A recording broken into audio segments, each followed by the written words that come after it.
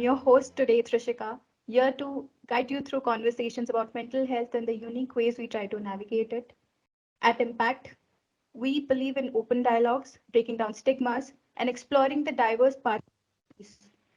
Today, we have a very special guest with us who embodies that spirit with his dedication to understanding and supporting individuals with this complex mental health experiences, Mr. Alexander Mcleod. Alex, a certified personality disorder treatment specialist at the Eden Therapy Centers, hails from the Minnesota. He has dedicated a decade of his life to navigating the intricate web of personality disorders and trauma. Alex, thank you so much for taking the time to be with us.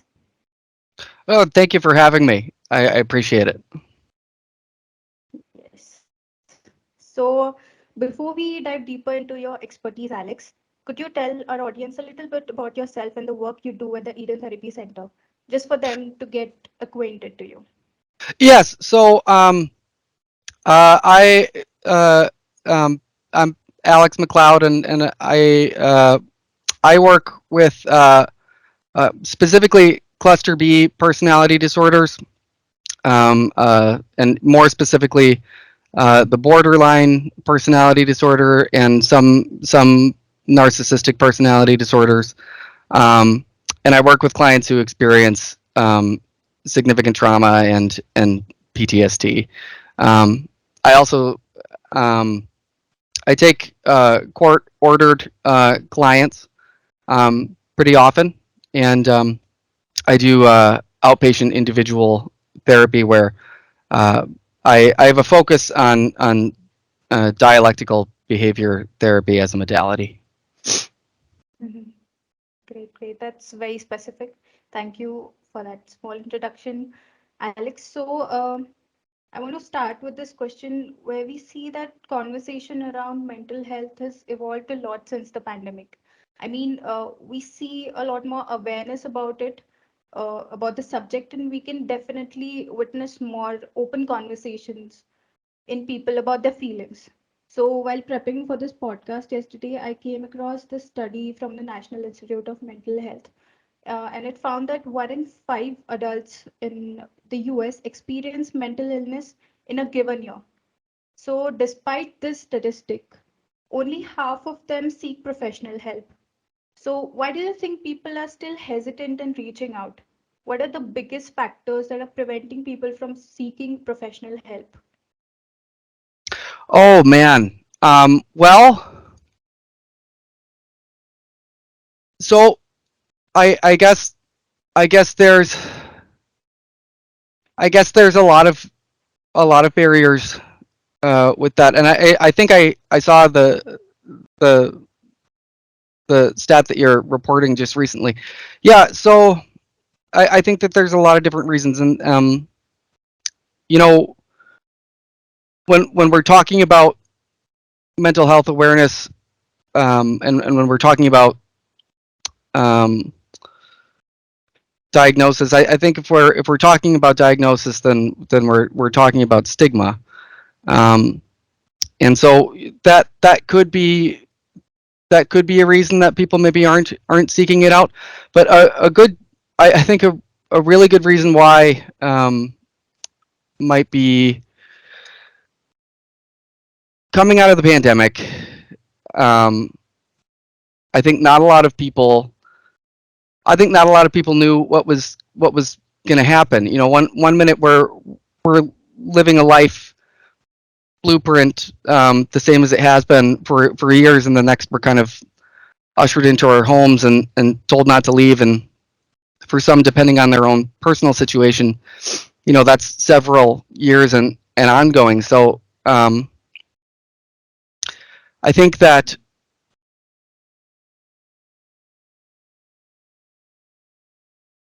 I think that there aren't enough clinicians to go around. Um, mental health mental health is a very expensive um, practice to Right. kind of get into, and I think that when we look at what the barriers are, if you so let's look at this, right? I recently saw an article published by Mental Health America, and you can find it at mhanational.org, reporting the rates of psychologists availably seeking clients. Um, the number of psychologists continues to drop in outpatient practice settings. For other forms of work, which they're going to pay more. Wages for psychologists have been mostly flat, while the costs of tools needed to perform psychological assessments have risen. The costs of insurance have risen. Um, to be a psychologist, it's a very difficult degree of education to achieve without significant financial backing and taking on an insurmountable amount of debt. And even without that barrier, you might be hard pressed to find somebody willing to put 10 years of their life into schooling to achieve that level. I believe that you're a budding psychologist yourself. You had mentioned so. Maybe you're Yes. feeling that you have to be really passionate about your field to seek a doctorate. So to seek that out and have clinicians drop from the field should be a pretty scary thing. And that's not just psychologists. Meanwhile, despite mental health parity laws and mental health clinicians' practice being contained within the medical model, um, the but I suppose one thing is they're just not being paid. So they're not being paid with similar compensation. Just last year, I won't name any names here, but viewers are free to Google at their own discretion. But insurance companies actively broke those parity laws by not providing appropriate compensation. I'm a clinician who's experienced that, and they seem to, in my opinion, be very willing to take on what I view as very minimal fines to not pay mental health clinicians appropriately in a time where there's potentially more need than ever. So to keep clinicians in the field, which is already riddled with burnout due to stress that often comes with the job, it's tough. And as an added result, uh, mental health is expensive, and not just because of this, but because of location and availability. So in rural counties, Got it. where and I live rural, to hold a proportionate number of clinicians, most often people are going to have to travel significant distances to get services. The utility of virtual and online services is, it's helped bridge some of those gaps, but a person has to, they have to have a computer or a phone or reliable working internet. And even then, there's a lot of research that suggests that, the virtual experience can kind of stymie the development of the therapeutic relationship between client and therapist, which is a pretty big key factor in the success of therapeutic outcomes and interventions. Mhm. Um, and I'll cite the 2021 article in Frontiers in Psychology, psychotherapists' challenges with online therapy during COVID-19. So yeah, I would expect that people are having a rough go of it. Mhm. So there's an accessibility issue on both sides. We can say that, clinicians are not getting paid enough to provide therapy, and there's an issue of accessibility on the side of the community as well. The community who needs therapy. Yeah, well, Factors and like even race, income, and all these things come in between. You know, they impact an individual's mental well-being. yeah, and even if you don't, you know, if you don't have access to insurance, right? Let's say you don't have access to that, a person has to take on that financial toll while they're Mhm. experiencing the toll of a mental health issue. So, you know, given the choice between being able to financially survive and dealing with their mental health issue, I think a lot of people will take keeping their their home, or keeping their rent up to date, or their mortgage. And even if a person does have insurance, it tends to be pretty costly. So depending on the plan, by the end of the year, some people could be taking on more than 50% of their weekly visits when they try to reach their deductible, and then they get a few months of reprieve and full coverage, and then it starts over. I know in Minnesota, where I practice, the state insurance, it's been pretty helpful to a lot of my clients. The state programming here has helped a lot when people have sudden loss of insurance. But there are state programs where if a person makes too much money, they lose their coverage. So yeah, people are feeling a little squeezed or trapped, and yeah, it's a rough go. Mm-hmm. So, according to you, Alex, what do you think we can do to bridge these gaps and ensure equal access of resources to everybody? That's a tough one. Like I said, that online component, the virtual. I mean, you look, we're meeting right now. We're miles and miles and miles away. So, there might be something there. I'm speaking with somebody next week at a company. When on the large scale, right?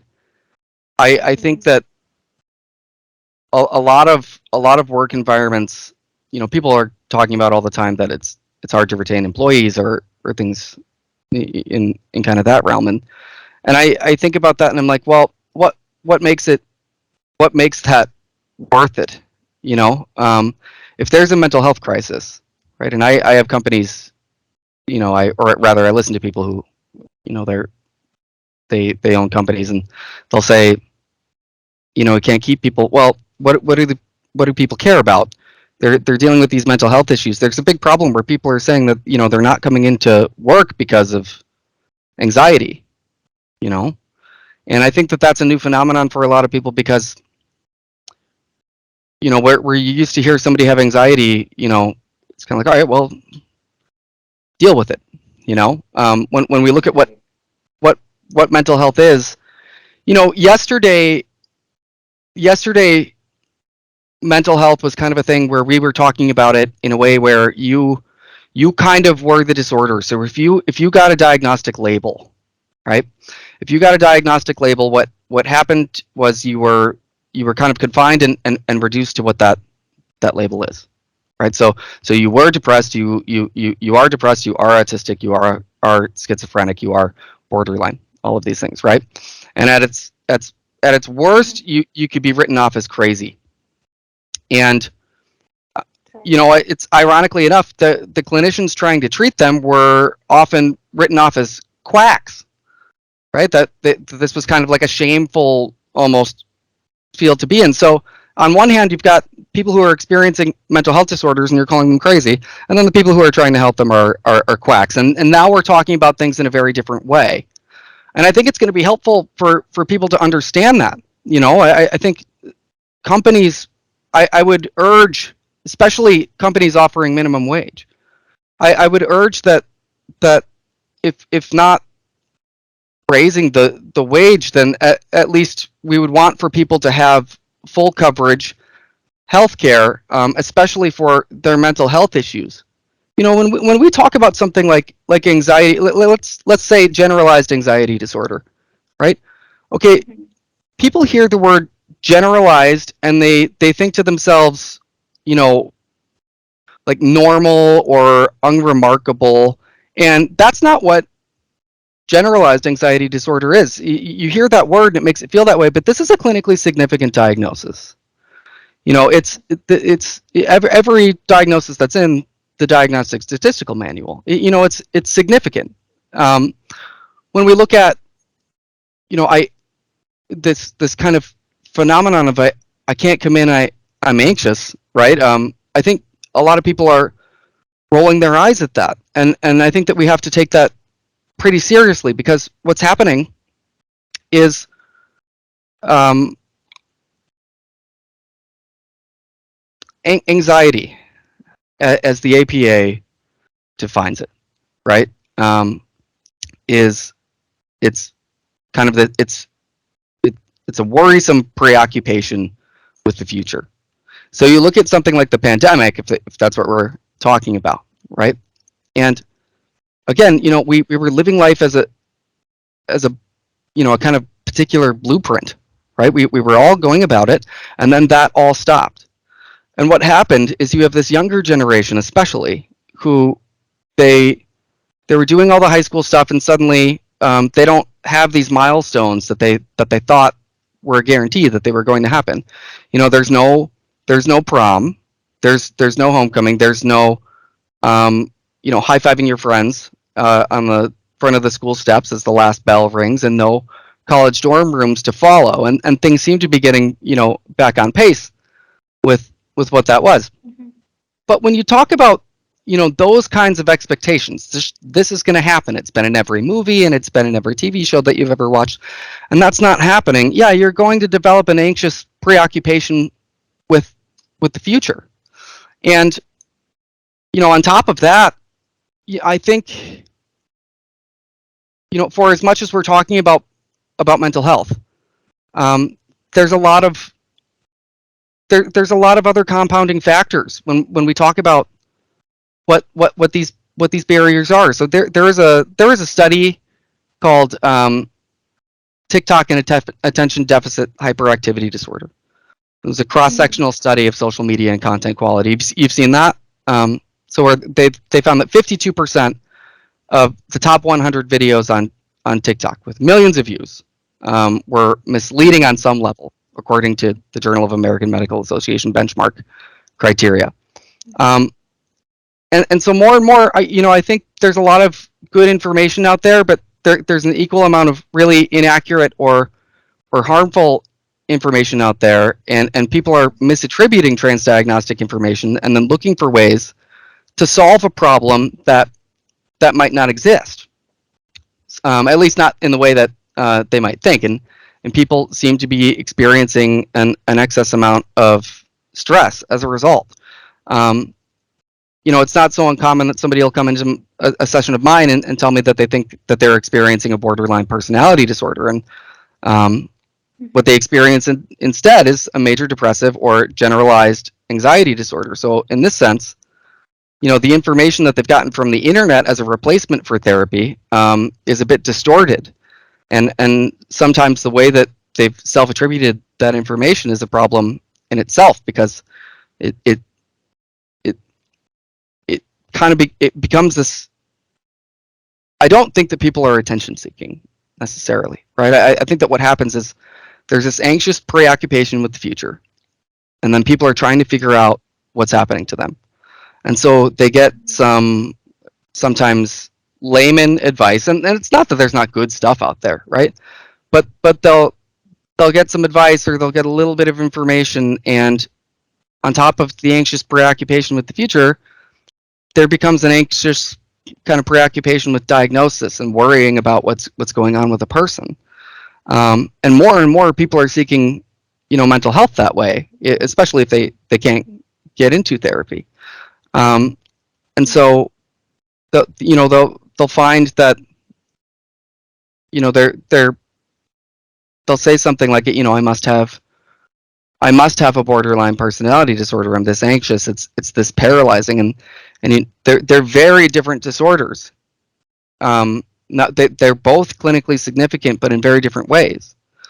Um, and and that says something when you have a generalized anxiety disorder and you're coming in and you're telling me, I think I might have a borderline personality disorder. Okay, that that says something, right? Because you're saying that this is persistent and pervasive and inflexible. Those are the kind of parameters of what borderline is. So it's a big deal, and I think that when we talk about taking things seriously, that might be part of the problem. People talk about it, but not Mm-hmm. much is not much gets done there. I know a lot of companies, for example, they'll offer like six. They've got a plan where you can attend six or so sessions, and Mm-hmm. it takes on average about 3 sessions to to assess a diagnosis.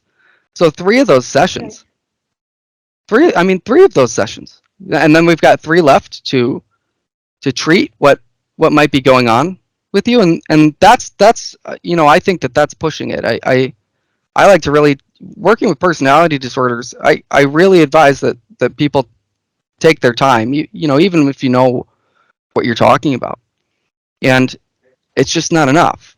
So I think when we're talking about making changes, the change is going to come in the form of, um, we've got to restructure a little bit. The expectations need to be changed. If you've got people calling in and saying, I have anxiety, uh, assume that that's real. Uh, it's going to keep happening. So let's invest in that appropriately. Of course. I think people don't realize it when someone says that, they're anxious or they have anxiety. They don't understand that it's not just, feeling afraid or, just increase of the heartbeat. It fundamentally disrupts their daily functioning as a person. People don't realize that anxiety is a very serious disorder. I think that's also one of the misinformations that's out there, and that makes it difficult Right. for people to comprehend that it's a serious disease. If it is getting diagnosed, then it is serious.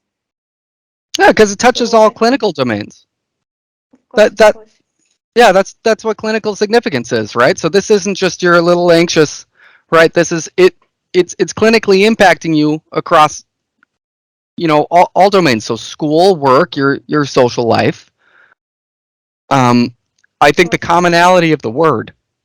There's almost something. See, this is almost a problem too. Is that there's so much talk about mental health, right? We hear the word anxiety often. It's a correlate to lots of disorders. And as it becomes more commonplace, it's sometimes it might be taken less seriously in that way. So yeah, I think you're right. Mhm. Yes, yes. Okay. So that was really insightful. So there has to be a basic structural change in the way we are approaching mental health on both sides. Perhaps Right. I don't have all the answers. I suppose it's a I think, tough. yes, yes, we'll figure it out eventually, Mm, as society. Okay, so Alex, we'll get into the work that you do specifically in our next question. So, yeah. So, individuals with a history of offense and those with complex diagnoses like personality disorders and trauma, they face unique challenges as compared to the general population. Studies show that recidivism rates for untreated individuals with personality disorders can be as high as 70%. So, mm, what are I some would bet. specific difficulties therapists like yourself encounter in these cases? And how does the intersection of personality disorders and trauma further complicate things in your process? So when I think about this, I try to. I'm gonna try and split this question up, if that's Okay. okay, because there's there's an intersection between cluster B and becoming maybe like a court ordered client, right? And there's a way that I approach the idea of handling people who have criminal offenses, and there's a way that I approach what is the cluster B personality disorder. So to be clear, would you mind? uh, Can you give me those questions one more time? I want to make sure I'm Okay. answering them properly. Yes, yes. So I was just saying that individuals who have personality disorders and they have complex diagnosis, they tend to have unique challenges as compared to the general population. So, what are some specific difficulties that you face as a therapist while dealing with these cases, and how does the intersection of personality disorders and trauma further complicate things in your process? Okay. Um, okay. So yes. So there was a psychological researcher, Stern, who he was talking about, I believe, borderline personality specifically, and he described neurotic but resistant to the couch. Um, and yeah, and I had said this in the magazine article. I find that anecdotally that can be true, because what you have is a, a pervasive and inflexible pattern of behavior, and Mhm. we talk about it in a pathological sense that way. Um, so Mhm. these are patterns that are, you're not going to break them very easily. You know, I should mention that while we're while we're talking about this, the people who came in for borderline and they had generalized anxiety disorder, good for them for coming in, because that's important to get checked out. A lot of people are afraid um, to get a personality disorder diagnosis, and I understand. Um, when you're working with personality disorders, your your expectation has to be that a lot of what treatment is going to it's going to take a while. Um, so when when I treat personality disorders, I try to just have fun with it. Um, there are times where, and you have to understand this, that um, when a client comes in, they've been living a certain way for a long time. This might be the one where um, I go in depth a little bit, especially when we talk about the intersection of trauma, right? Because when I think about this,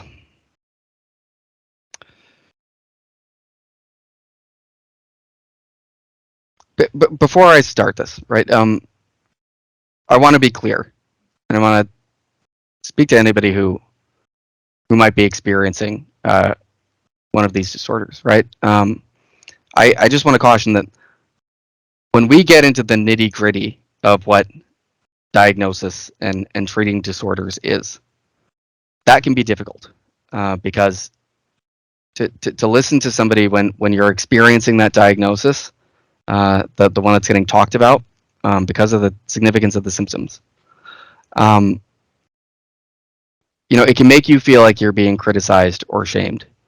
A diagnosis can be a very personal thing. So I want to be clear. You are not your disorder.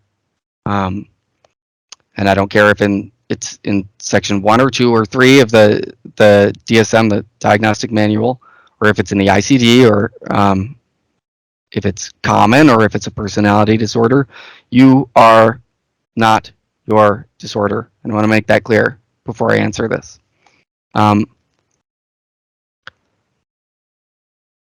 when we when and I'm still cycling some of this through a little bit. I'm just kind of processing this. That when we talk about personality disorders, I can say different personality disorders are going to require different things.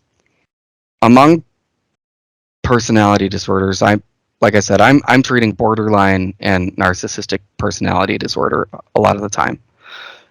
There's a lot of controversy in even being somebody who specializes in personality disorders. When I was in school, some of my peers would tell me that they don't want to work with personality disorders because they're over pathologized, um, and that we might rely too heavily on patterns of presentation. Those patterns are there. That's what the disorder is.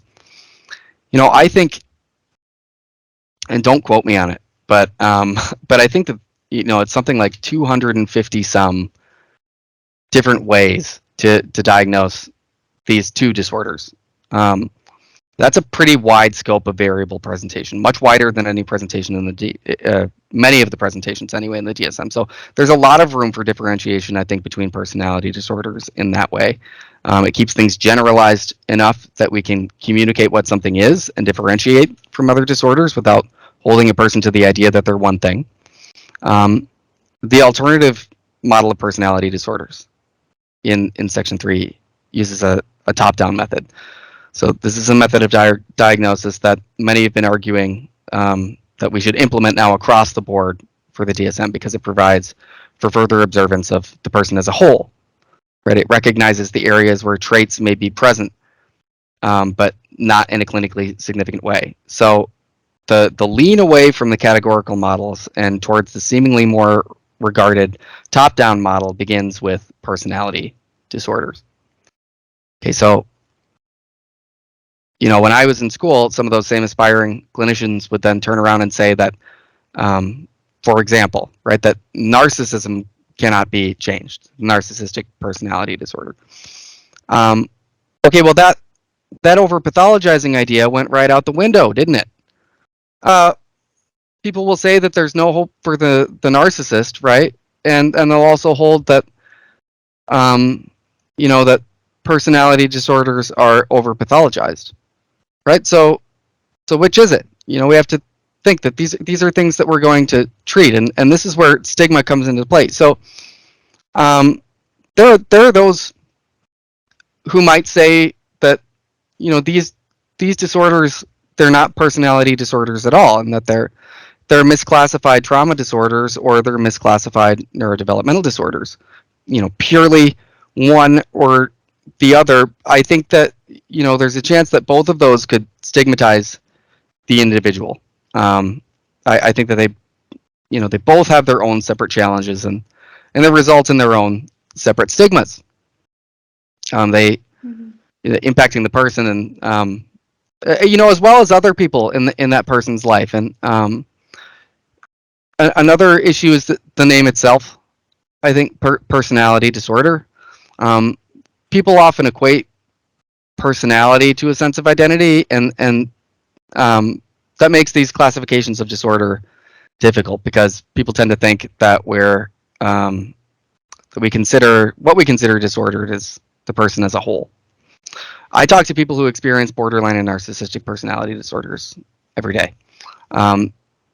These to me are disorders related to adaptation. So a disorder is not a person. It's a mode of operation which causes clinical disruption in the individual's life. And I had recently, I had thought we could change the categorical name to adaptive disorders. Ironically, there was in the Journal of Personality Disorders, in their 2023 special edition, there's a suggestion to change the name to interpersonal disorders, which I think would even be better. It's a bold suggestion because that journal is going to have to change its name if that goes through. But the persona, personality is derived from the Greek persona. That roughly translates to theatrical mask. And I think that's kind of important. A lot of people, they've heard the term masking as something that a person does when they have a mental health disorder to conceal the fact that they have that disorder to fit in. And I would propose maybe that perhaps these are cases in which the client seeks not to shield the disorder to protect the person, but that these are cases in which the disorder is the shield used to protect the person. So there are those who might say, that, the intersection with trauma for borderline particularly, we see a lot of histories that include traumatic experience, and I hope you don't mind. I'm going to go off some of my notes here. So particularly, we tend to see childhood sex abuse histories. So there are clinicians will say that not all but some that borderline is complex post-traumatic stress disorder, CPTSD. And I can definitely see that viewpoint. It's a viewpoint that I think people have held for a very long time. Just like I talked about working with people who have criminal records, right? It's, I guess, we tend to see that people adapt to their immediate environmental needs, right? Especially in childhood, where later those adaptations don't serve the person in the same way.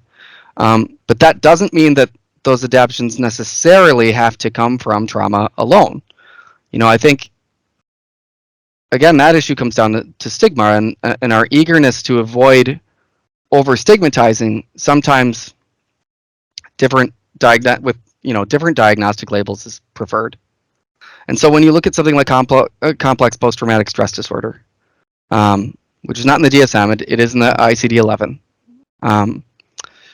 I feel like lately a lot of people working on trauma-informed care, it's possible that trauma may be becoming a bit mystified. I think, again, when you get into these internet videos in a deep way, some things tend to become distorted. I've seen videos suggesting that seemingly, most disorders in the DSM are related to trauma. And I don't question the existence of trauma. It's very real. I work with trauma. I've studied trauma. I'm EMDR certified, and I'm trauma certified, and I take trauma really seriously. With that said, I worry about reducing a person's adaptive life experiences and their behavioral decision making to trauma alone when it later becomes disordered. I saw a video, created by somebody who was not a clinician, suggesting that autism is the result of trauma, which it's a neurodevelopmental condition, right? And I've seen this a few times. This one, that there are people out there who will say that ADHD is the result of trauma. Trauma and trauma responses mimic many things. ADHD is a neurodevelopmental disorder. ADHD, for all of its controversies, is one of the most studied disorders in the world. So we know this, right? And you can have ADHD and you can have trauma, right? I think that there are times where there are some mental health professionals and some people in the public who might be willing to they'll maybe reject personality disorders and call them trauma. I think that we tend not to make those claims about, say, like the antisocial personality disorder, right?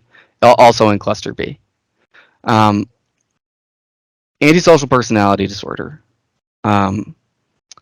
The antisocial personality disorder gets referred to as a psychopath, or a sociopath, right, in the public realm. But even the DSM makes note of that, and they're kind of referred to as a psychopath experiencing factor 1 or primary psychopathy. And it's a differentiated but somewhat related topic. So as of late, I think fewer people might be willing to say, for example, that someone who is a serial killer is experiencing a mental health issue as the result of trauma. We tend to see that in their histories, right? The serial killers' histories, but we don't allow often for that to be the backdrop in the way that they present behaviorally. We make that distinction when we make the distinction that people who have PTSD, for example, right? People can have PTSD and that they can have antisocial personality, ASPD, separately. Conduct disorder is widely considered the strongest correlate risk factor to ASPD. And conduct disorder is diagnostically necessary as a precursor appearing in childhood before ASPD is diagnosed in adulthood. A 2016 study in the Journal of Attention Disorders found in their literature review that there were 18 prospective studies suggesting that ADHD with and without a comorbid conduct disorder is a strong predictor for the risk of developing antisocial personality disorder.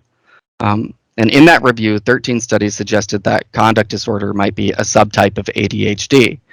I've been diagnosed with ADHD 3 times over in my life course. And maybe you can tell because I can't stop talking. But I'd like to think that, I'm not a psychopath, right? The suggestion of conduct disorder as a subtype, I do feel that that's a stretch.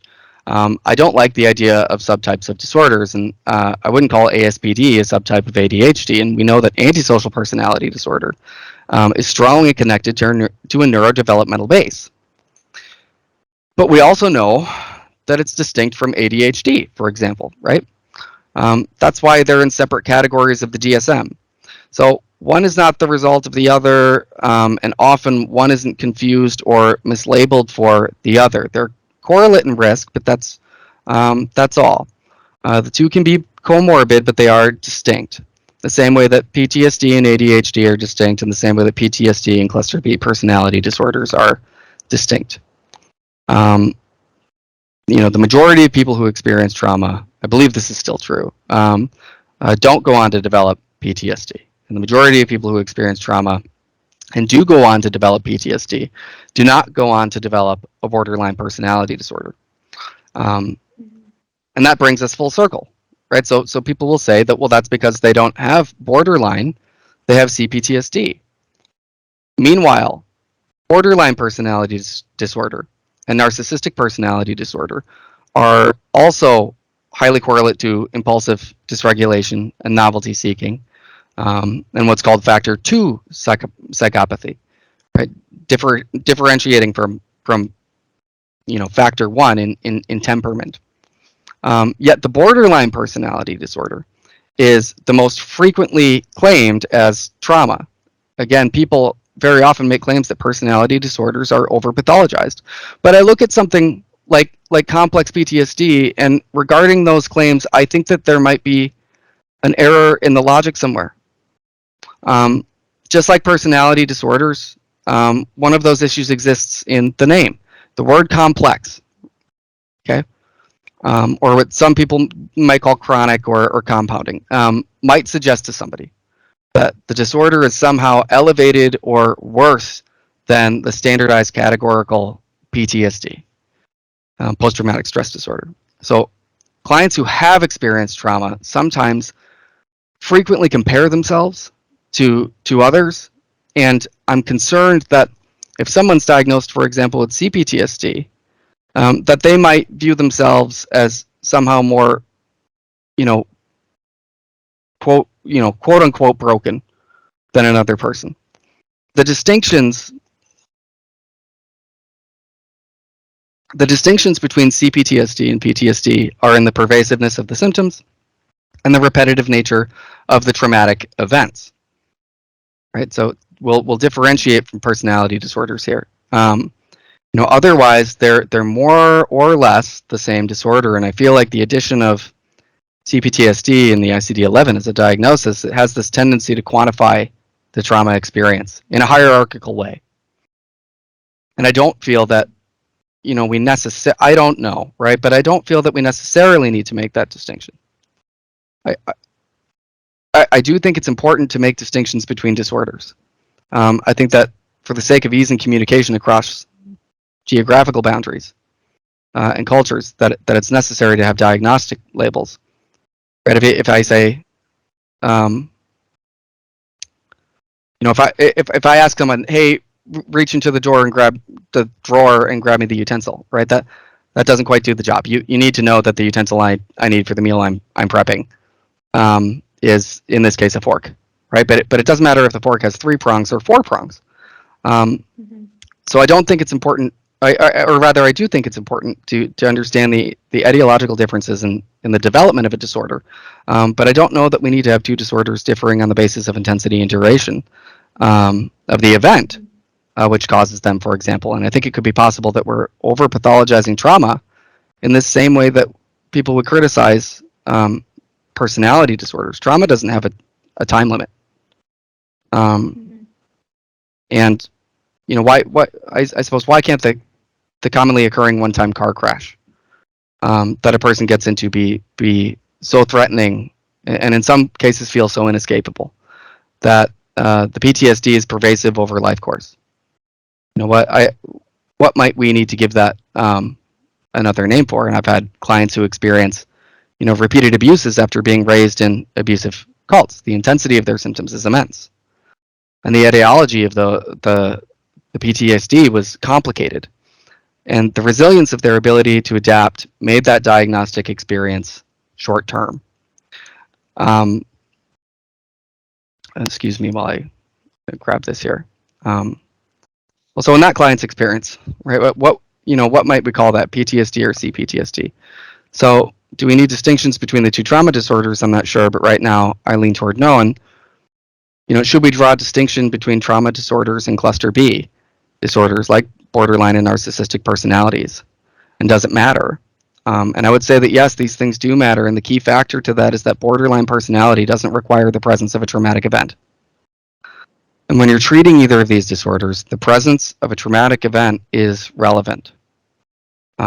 Research is showing, right, more and more, that the environment or traumatic background is not a necessary etiological factor in the development of borderline or narcissistic personality disorder.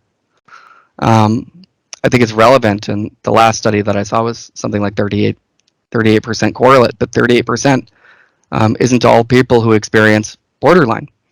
I can go on and on this, but we have to start looking at, I think, I don't like looking at these as one or the other, as neurological or post-traumatic stress, right? I think to say that these disorders are post-traumatic stress alone, right? They're highly correlate. But if you were to have somebody, let's say you have somebody who has a borderline personality disorder, walk into your office, right? And I think it's equally stigmatizing to say to somebody, right? Because a person doesn't have to have trauma to have these disorders. It's equally stigmatizing to say to somebody,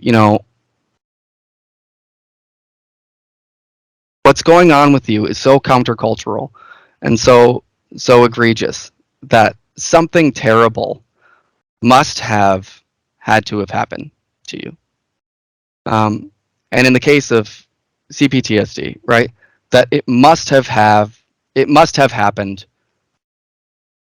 repeatedly. I think that it's okay. I think it's okay for people to step away from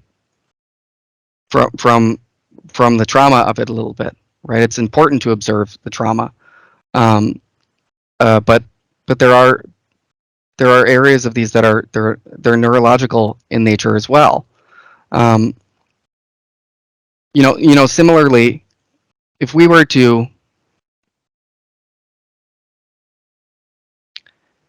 so narcissism, right? There's a lot of talk about the correlates to that there's a parental component to this, right?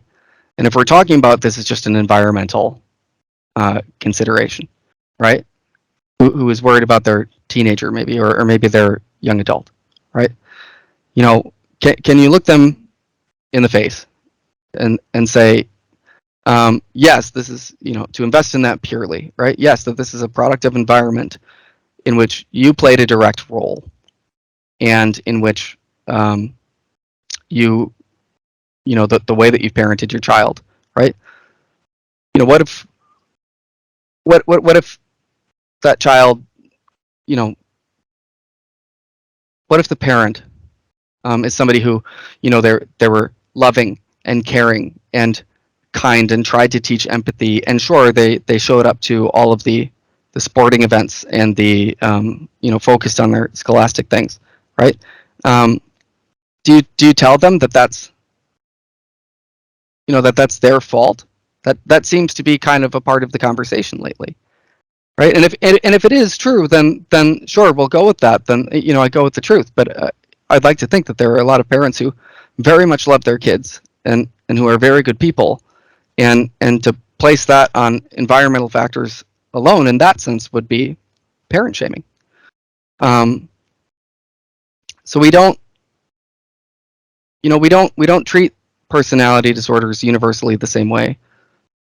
Some you know get placed in this box where they become trauma disorders, right? They kind of get molded in with trauma disorders, and others we make this distinction that no, this person is um, a psychopath, or okay, they might have trauma, but that's something distinct.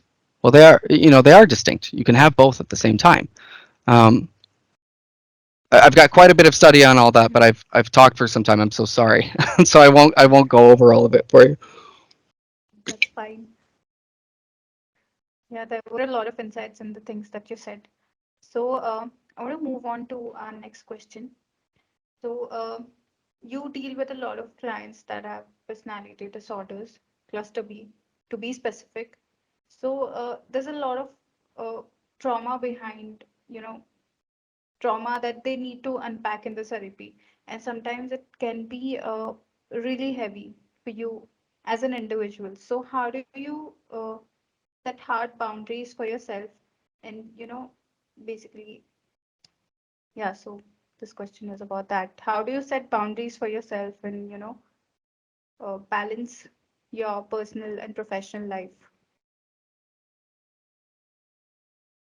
Um, like set boundaries in the emotional sense.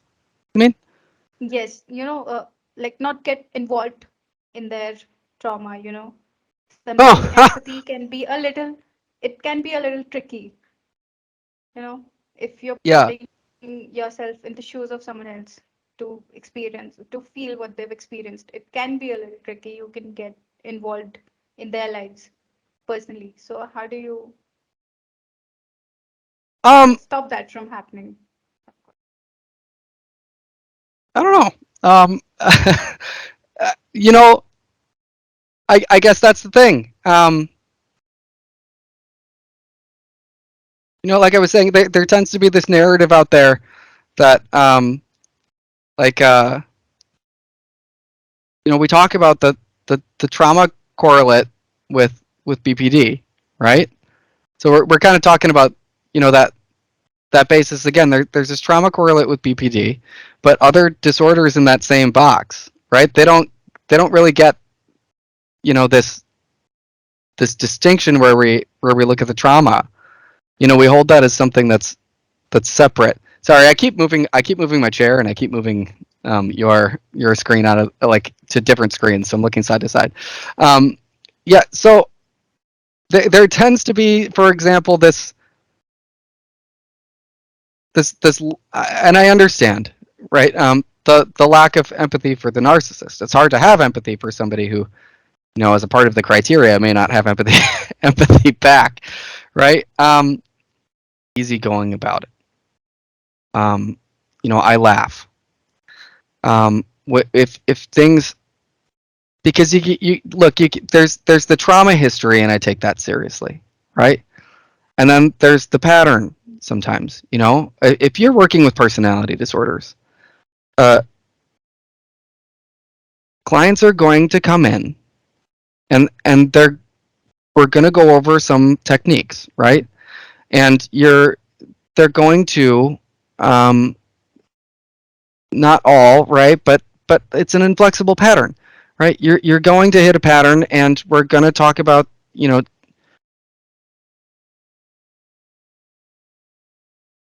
I'm trying to give you an example, but I don't.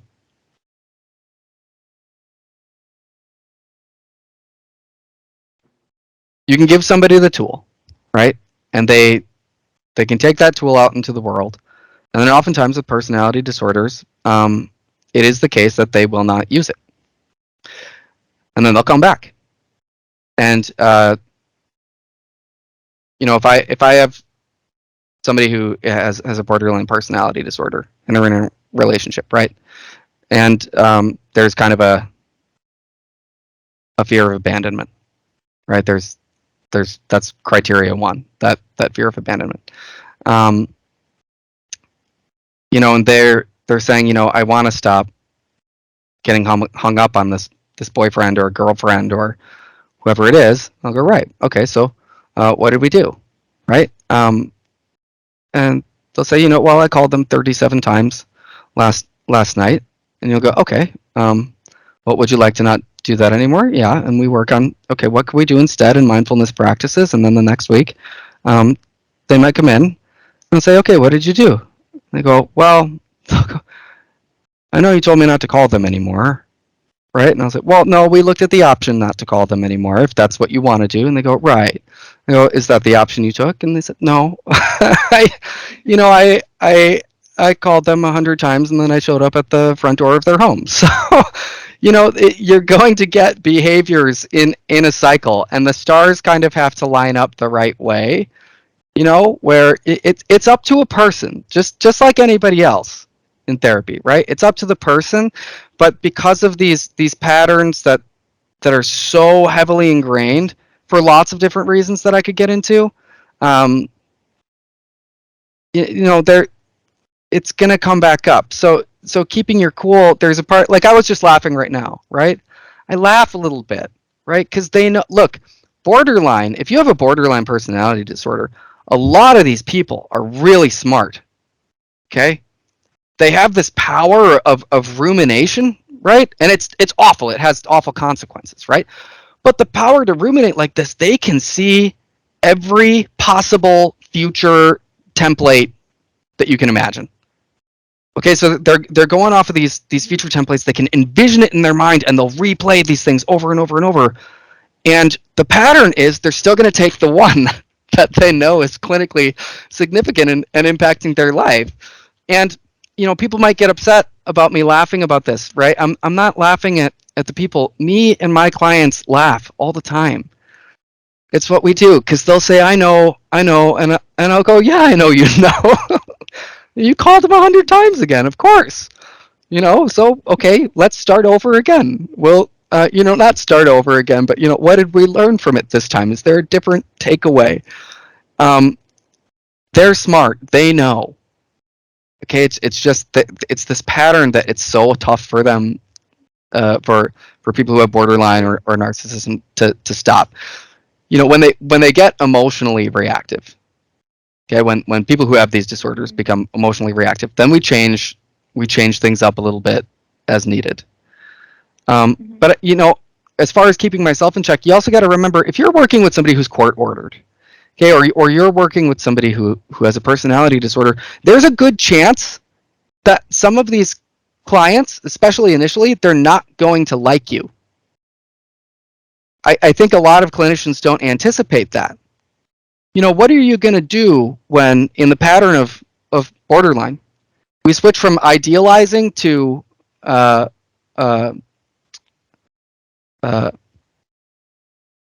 am I missing the term? I'm going to look at my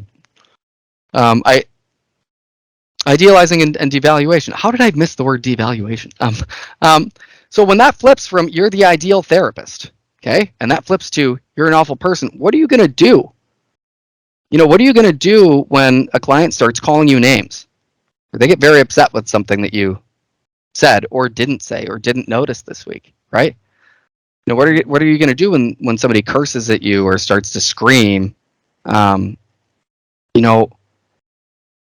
lot of people in those situations, they expect somebody to either aggress back at them or kind of cave in, right, and give into this. Mm-hmm. This looks like a threat to me. And I think it's important that laughter does quite a bit for aggressive diffusion. It's it's a natural response to discomfort, right? But it's a way that people can kind of find joy in discomfort, right? So like I knew a corrections officer one time. I hope they don't mind me talking about them. And I worked with juveniles, and there was a kid who was really leaning into this corrections officer, making fun of his appearance. And a lot of people, I think, would have gone really full bore on that into authority mode. And he said, if you're gonna make fun of me, at least you could make me laugh, right? And so yeah, isn't it? And so he started kind of engaging in this back and forth, and he and this kid developed a relationship that way. He kind of let him make fun of him a little bit, and he did get to the point where he was like, that's creative kind of a thing, right? And he was kind of a favorite among corrections officers. Yeah, so laughter does a lot for a relationship, and I try to do that, and that separates, what people call it the drama, right? It keeps us out of the drama, and I say us because I'm in the room with them. It keeps us out of what that drama is, and we go, okay, so this happened again. Now, realistically, what do we do now? So yeah, it's important. I laugh. I have a long commute. I sing on the way home, and regular things. I do jujitsu. I take out stress that way. Lots of ways to go about things. So humor plays a very important role Hmm? for you too. So humor plays a very important role in this situation. I Humor think it's and laughter. Yes. I think it's the most significant factor. Seriously, because that's I don't care what culture or background you come from. We all laugh. Hopefully, right? You enjoy each other when you laugh, and even if it's something that's uncomfortable, you share that. You sit in that discomfort together, and that's important. So if they make fun of me, just like that corrections officer, I'm gonna laugh if it's funny. If their way of kind of like, look, we're going to try and maybe get away from it if it's unhealthy, but if they're going to make fun of themselves, right? And it's like super degrading, I'm going to laugh because that's how they're dealing with it. That's meeting somebody where they are at. We don't have to save somebody from everything. We don't have to save people from, people have adaptive coping mechanisms, and that's a lot of what personality disorders are. These are modes of adaptation. There's a certain point where it will become disordered, but these are modes of adaptation, and they work. For like 40% of the time, if something works 40% of the time, and the 60% of the time it causes you clinical difficulty, that's going to be something that's really hard to break. How are you going to do that? We have to trust somebody. You have to enjoy them, and yeah, I think that laughter is going to go a long way. Yes, I agree completely. That makes Good. sense. Yeah. We'll move on to our last question for today. Uh, so for our audience, this one is for our audience. So there are some practical tips for keeping your mental health in check. Generally, there are some prerequisites. So can you tell us a little bit about some mindfulness practices or sleep hygiene techniques and building healthy social connections that will help our audience to uh, improve their mental well-being or keep it in check?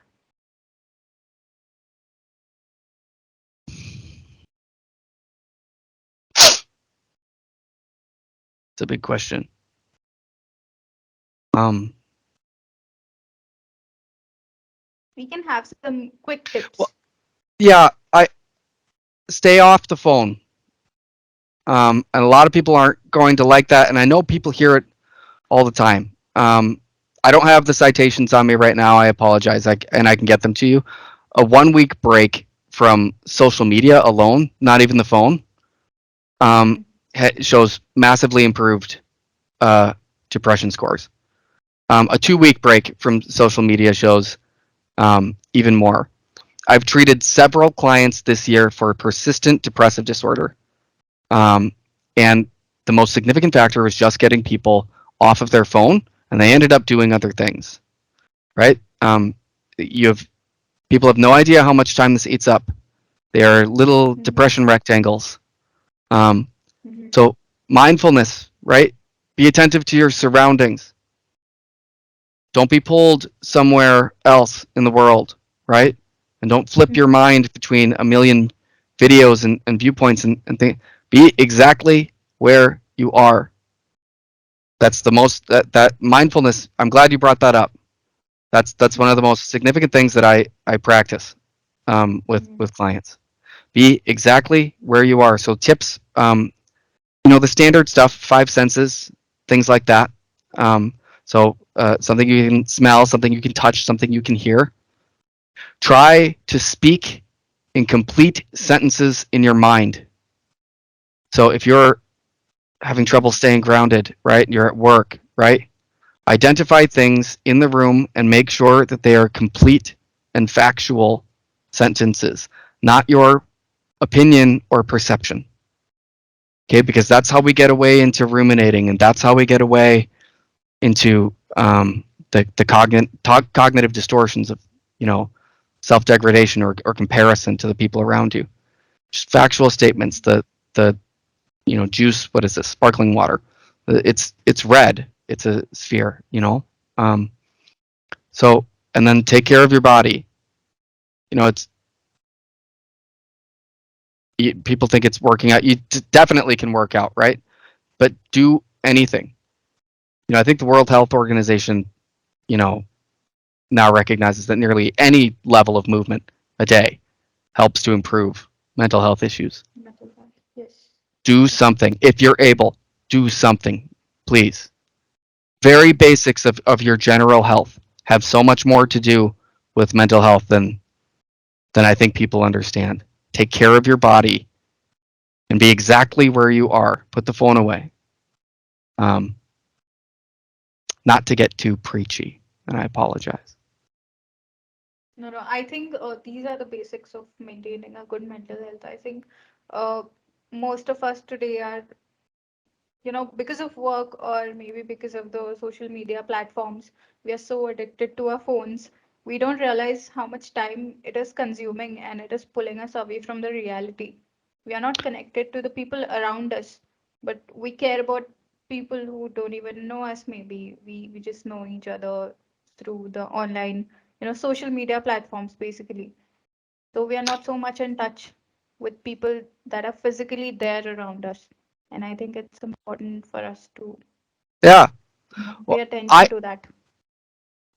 ITAA, right? I'm recommending this to people now because it's people will come in with lots of disorders, right? And it doesn't even matter because I have to we have to talk about this so much, the phone and technology and video games, that I end up treating that instead, and that oftentimes is the most significant factor in treating the diagnosis. There's something called ITAA, and it's international, and ironically, it takes place online, right? But it talks that it's people getting together like in AA, and there's no um, religious or spiritual component necessarily for people who worry about that, and they have particular groups for that, right? But it's becoming people are coming in, and after a weekend, uh, we'll spend I'm not kidding. We can lots of clients this happens. We can look at the phones because some people have the iPhones where it'll show what you do. Whole weekends, 15 hours a day, scrolling on one app. That's lots of people. Um, you know, it multiple times. It's people are installing, um, you know, phone mounts in their showers so they can scroll in the shower, right? Yeah, it is. Yeah, I'm glad you That's said that. really concerning. That's There's really it, concerning.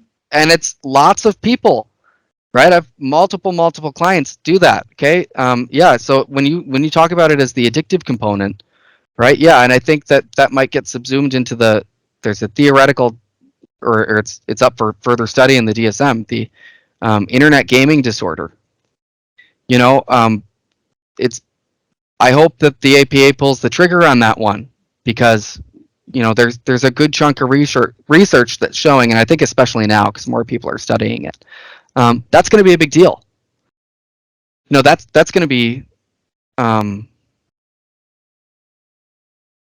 I think it's going to be more relevant that Mhm. we try to get back to where we are and what we're doing. Technology is getting in the way, and again, the irony is that we're sitting here talking because of technology. But um, yeah, I can't be on social media for more than by chance I saw we met through LinkedIn, right? And by chance I happened to be updating the my profile that week and um, and saw your message. So but even I can't go more than maybe 2 weeks being on social media, and then I have to take another 2 week break, or sometimes that'll turn into like 3 to 6 months because it's anxiety provoking. That's another factor in the anxiety that we're seeing in people. It's what am I watching? Where am I at? Where is my head at? What messages am I getting or downloading into myself and attributing to myself for diagnostic reasons? Yeah, so it's a tricky business. So stay off the phones, take care of your body, eat healthy if it's possible. If there's barriers to that, um, which there are, do what you can do. Do your best. See what you can. We People are can creative. we can definitely yes, we can definitely do what is possible for us. Mm. Yes, of course. Yes, so thank you so much, Alex. This was very insightful for me, and I'm pretty sure for our Oh, audience as well. Yes. okay. Can I say something before we go? Yes, yes, of course, of Okay. course. So I'm thankful that you gave me this opportunity. I mean, everything, and so viewers know, Trishika behind the scenes too is the most wonderful person as she is here.